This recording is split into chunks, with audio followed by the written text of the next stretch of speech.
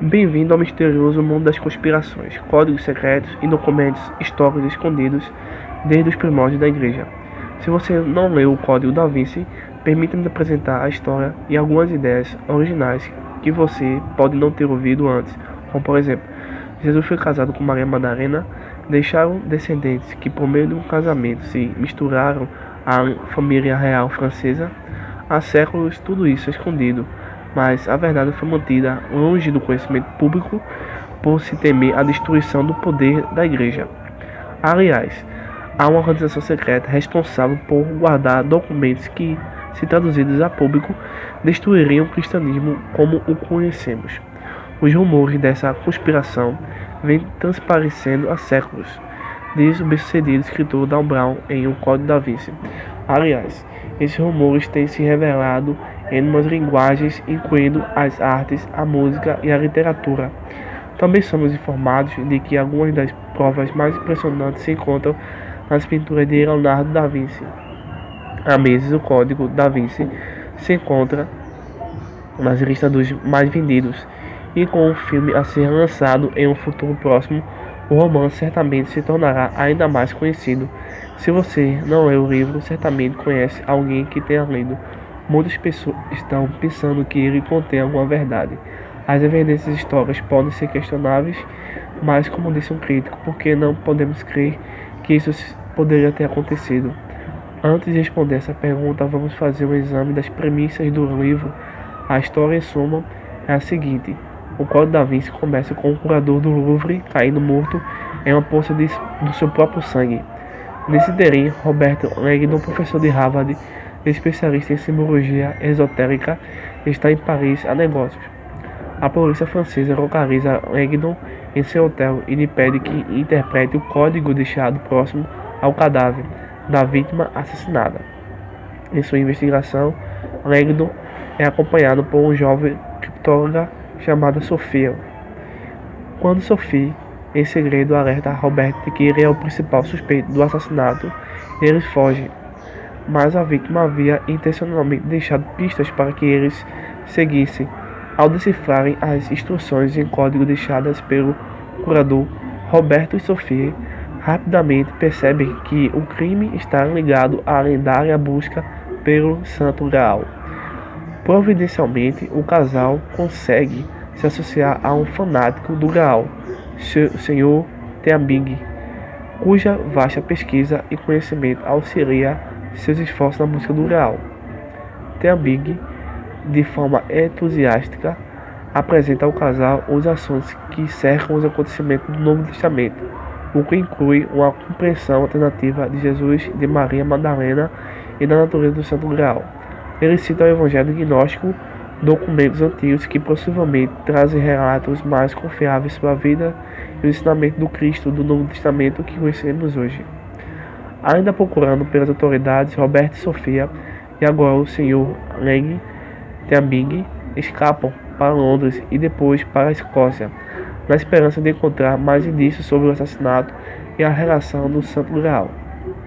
O leitor fica em suspense enquanto as personagens determinadas e inteligentes penetram em um mundo secreto, misterioso e conspiratório, na tentativa de desmascarar séculos de engano e silêncio. Sempre em um passo à frente da polícia, eles conseguem se valer de códigos secretos e manuscritos que a igreja tem tentado esconder do público. É possível que a parte mais interessante do livro, ao qual forma sua essência, seja a ideia de que Jesus se casou com Maria Madalena, união na qual nasceu uma filha. Reza a lenda que após a crucificação de Jesus, Maria e a filha, Sara, partiram para Gária, onde fundaram a linhagem dos Merovígios, da monarquia francesa. Vemos ainda que essa dinastia perdura até hoje na misteriosa organização conhecida por Priorado de Sião, organização secreta que tinha os templários como braço militar. Há a suposição de que Leonardo da Vinci, Isaac Newton e Victor Hugo tenham figurado entre os membros dessa organização. Até hoje, afirma Teabing, o resto de Maria Madalena e os registros escavados pelos templários estão guardados e envolvidos em segredo e mistério. E não para por aí. O Código da Vinci reinterpreta o Santo Graal como nada mais, nada menos que os restos da esposa de Jesus, Maria Madalena, que reteve o sangue de Cristo em seu útero enquanto carregava sua filha. Segundo o livro, Jesus teria a intenção de que Maria Madalena liderasse a igreja, mas Pedro não via isso com bons olhos. Assim, ela foi declarada prostituta e afastada do papel da liderança. Ao que tudo indica, a igreja queria um salvador celibatário que perdurasse o domínio masculino. Por esse motivo, após seu marido ter sido crucificado, Maria desapareceu com sua filha e tornou a aparecer na Gália. Fosse verdadeira essa teoria, ainda teríamos descendentes de Jesus entre nós. Roberto e o Sr. Teabing contam a Sofia que a verdadeira história de Maria fora preservada por meio de códigos e símbolos cuidadosamente encobertos, a fim de evitar a ira da Igreja Católica. Nesse código secreto, o priorado de Sião tem conseguido preservar a própria versão da vida conjugal de Jesus e Maria, sem jamais contar toda a verdade. Também lemos que o Leonardo da Vinci sabia tudo a respeito dessa história, tendo usado sua famosa pintura A Última Ceia para ocultar diversos significados. Nessa pintura, João está sentado à direita de Jesus, mas carrega características femininas. No fim das contas, constata-se que a pessoa ao lado de Jesus não é João, mas Maria Madalena. E de forma reveladora, Leonardo não pintou um corpo ou um cálice sobre a mesa, outra pintura de que o verdadeiro real é Maria, sentada à direita de Jesus. Enquanto Roberto, Sofia e o Sr. Teabing prosseguem em sua investigação, a poderosa organização católica Opus Dei está pronta para se utilizar de todos os meios necessários a fim de manter o segredo encoberto, incluindo-se o assassinato. Dispondo-se dos amplos recursos financeiros da Igreja, a Opus Dei está decidida a obrigar os líderes do priorado a revelar o mapa que traz a localização do real. Se o segredo do priorado fosse revelado, a igreja seria desmascarada como uma fraude edificada sob séculos de falácias. Os objetivos de Dan Brown não são tão sutilmente revelados. Esse livro é um ataque direto à concepção cristológica do Novo Testamento, a igreja e os seguidores do Messias. De acordo com o romance Dan Brown, o cristianismo foi inventado para reprimir as mulheres a afastar as pessoas do sagrado feminino. Como seria de esperar, o livro atrai as feministas e vem no retorno à adoração da deusa, algo necessário no combate à supremacia masculina.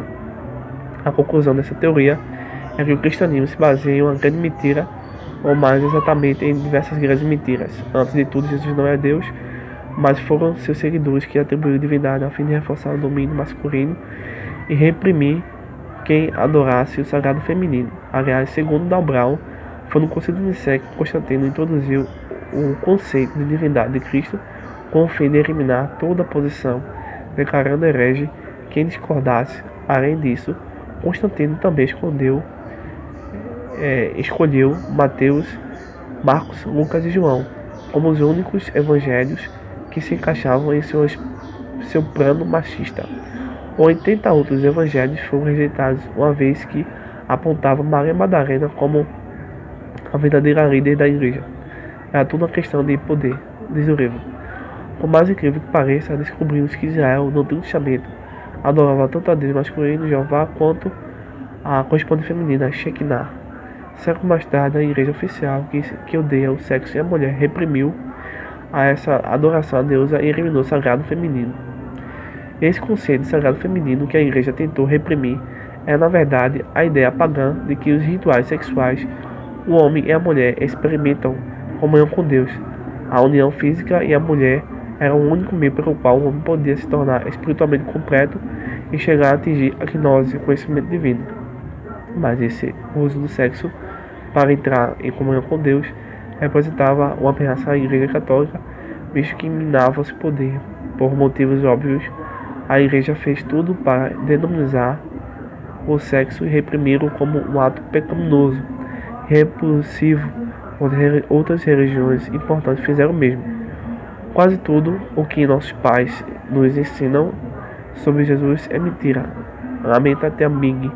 O Novo Testamento não passa de produto de uma literatura marxista que, para controlar o Império Romano e reprimir mulher, inventou o cristianismo. O Jesus verdadeiro era um genuíno feminista, mas seus desejos foram desconsiderados para proteger os objetivos masculinos. Se o Código da Vinci fosse anunciado como apenas um romance, teria uma leitura interessante para fanáticos com ideias conspiratórias que se agradam de suspenses agitados. O que torna o livro preocupante é a alegação infundada de que se baseia em fatos. Nas páginas preliminares, lemos que o Pio-Laticiano existe, assim como a Opus Dei, seita profundamente católica e tanto controversa em virtude dos relatos de lavagem cerebral, coesão e mortificação corporal. Por fim, podemos ler todas as descrições das obras de arte e arquitetura, documentos rituais secretos nesse romance correspondem rigorosamente à realidade. Em seu site, Dan Brown fez ainda outras declarações sobre a confiabilidade histórica da obra. Alguns críticos enaltecem o livro por sua pesquisa impecável. Uma mulher, ao ouvir que o livro era uma fraude, contestou: se não fosse verdade, não teria sido publicado. O homem disse que agora, quem tinha lido o livro, jamais conseguiria voltar a entrar em uma igreja. Os leitores devem saber que a trama central desse livro já existe há séculos e pode ser encontrada na literatura esotérica e na Nova Era, como o Santo Graal e a Linhagem Sagrada, de Michael Benguigui.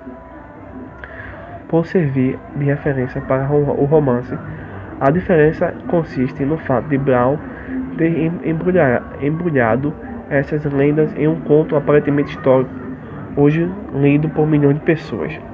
Muitos que leem o livro ficam imaginando se o que ele afirma poderia, ao menos em parte, ser verdade. Quando o ABC realizou no comentário sobre o Código da Vinci deu credibilidade ao livro, e na maior parte das vezes desprezou estudiosos a favor dos rumores sensacionalistas e especulações sem fundamento. Embora a programa tenha terminado com a declaração "não temos nenhuma prova", fica claro que o livro recebe certo respeito ao sugerir que em outros que com ou sem provas, Dan Brown pode ter esbarrado em alguma coisa. Pouco tempo atrás, o escritor Lynn e Price, que apresentam uma temática semelhante ao Código da Vinci, supostamente baseia em pesquisas históricas. Nesse livro tenta legitimar a ideia de que Maria Madalena foi a mulher designada por Jesus para iniciar a igreja. Ainda sustenta que o Novo Testamento teve toda a questão ritualística censurada, incluindo-se os rituais sexuais. Até que ponto é plausível que uma conspiração tenha mantido em segredo a verdadeira história de Maria e Jesus? Se isso fosse verdade, toda a estrutura da teologia é um trama para enganar as massas. Se for fato, todos os apóstolos fizeram parte de uma trama e estavam dispostos a dar a vida pelo que sabiam ser mentira. Se for verdade, nossa fé, a fé dos que confiam em Cristo, não tem fundamento.